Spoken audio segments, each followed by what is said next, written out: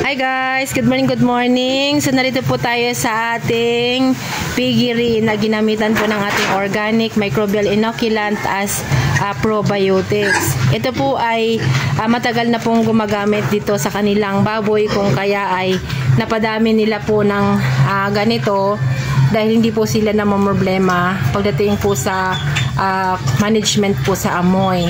At the same time po ay hindi rin po nila pinoproblema kung ano mga karamdaman ng baboy dahil sila po ay naka-probiotic. So atin pong sisilipin ang kanilang piggery na kung saan ay kanilang kinalilibangan. O, tinan mo. Talagang ay kayo mawawala ang problema sa lugar na ito. Ayan. Ilang buwan na po ito? siya bukas. Performance siya bukas magmula noong ipinanganak. Wow, kung halimbawa po ito ay nagwalay ng 1 buwan, so 3 buwan siya nagmula nung maihiwalay. So, for benta na po ito. Bibenta na. Opo. Ay, nagtaray na nga agad. Ay, tingnan mo. Ito po baga. Ito yung gagawin yung inahin? Taray, hindi. Ito ang inahinin namin. Oo. Tingnan mo, nagtaray agad. Oo nga, oo. Lagi sila po. So sila po ay alaga ng probiotic mulat sa pol. Kamusta po yung mga inject po ng mga antibiotic, yung mga halimbawa pag may sakit hindi sila na-injectan? Hindi naman ako nag-inject. Kasi hindi naman sila nagkakasakit. Talagang purga lang kami at saka yun lang namin. Talagang kailangan daw purga. Yes, kasama po yung purga. Pero kamusta po yung suki ninyo sa karne? Aboy, talagang binabalikan. Wow. Nag-aagawan sila. Nakikilala kayo na ang quality ng inyong karne ay maganda. Juicy. Tsaka pula. Tsaka mabilis maluto. Wala pating, sabi manipis ang taba. Yes. Hindi ako nakaranas ng halos ay kapal ang taba. Wala. Dahil po kayo po ay naka-probiotic ng Organic Full Harvest. Ayan. So napapansin po natin guys, yan po ay para sa palayan at sa kung ano man sa mga halaman. Pero dahil yun po ay good bacteria at si ma'am po ay napakatagal na din na gumagamit nitong nasabing product.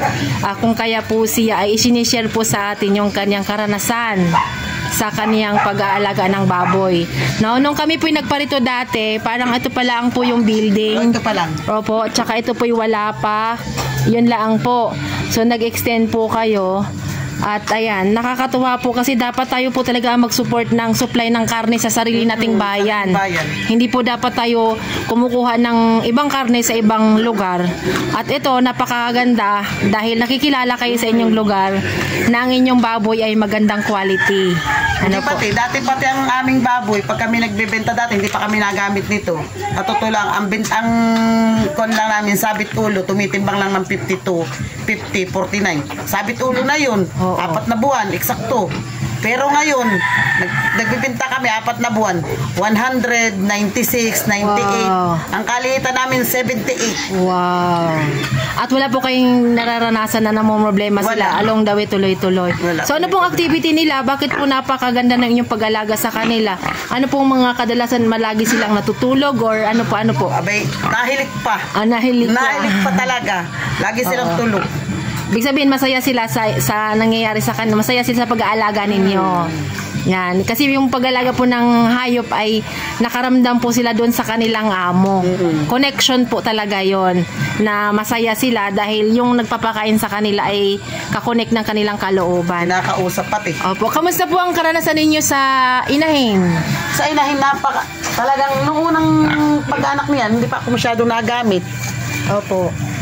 Siya naman, naging matapang sa anak. Pero ngayon, hindi na. Nanganganak siya, nakahiga lang talaga. Hindi siya natayo. Tapos lumalabas na lang yung kanyang anak. Opo. Tapos napakaraming gatas. 8. Ilang days na po ito? Kuwan lang ngayon, 3. 3 days pa lang sila. Opo. Patinan mo naman ang tulog na tulog. Tsaka ang dami niyang gatas. Opo. Napansin po ninyo na kahit maingay ang paligid, ang mga alaga ninyo tulog pa din? Tulog pa rin. Yes. Hindi sila nagpapadistorbohan Kahit may tugtog. Opo.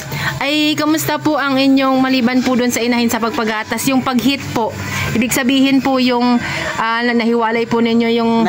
Pagkahiwalay namin ng kanyang anak, 4 days lang, tinatanayan na agad siya. Wow, hindi na naging wala problema. na kang paghihirap. Yes. So ayan po. So sana po yung iba na mga may backyard na piggery ay maranasan din po nila ang inyong naranasan kasi malaking halaga ang pag-aalaga ng baboy. So kung sa feeds po lang tayo umaasa, medyo mabigat. Sabi nyo nga kanina 50 plus lang kayo ng 4 months. Kaya nga. Pero ngayon po sa inyo ang 4 months ay 100 po ang pinakamataas at 50 plus ang pinakamababa. Opo, yung iba po nakakaranas po sa atin ng 117, 120 kilos po ang nararanasan yung iba.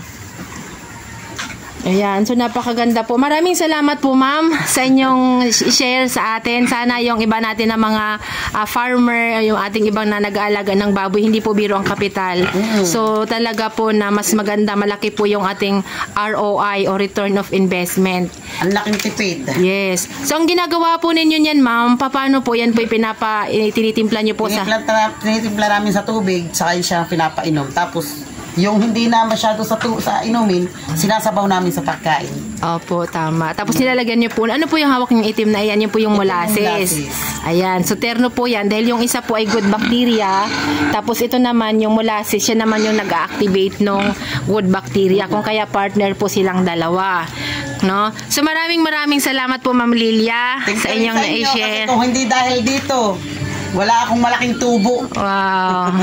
Nung una kaunting tubo. Opo, walang ano man po at atin po itong i-share sa iba para makatulong din po tayo sa kanilang sisikap sa bawat araw na magkaroon po ng magandang resulta ng ating mga ginagawa.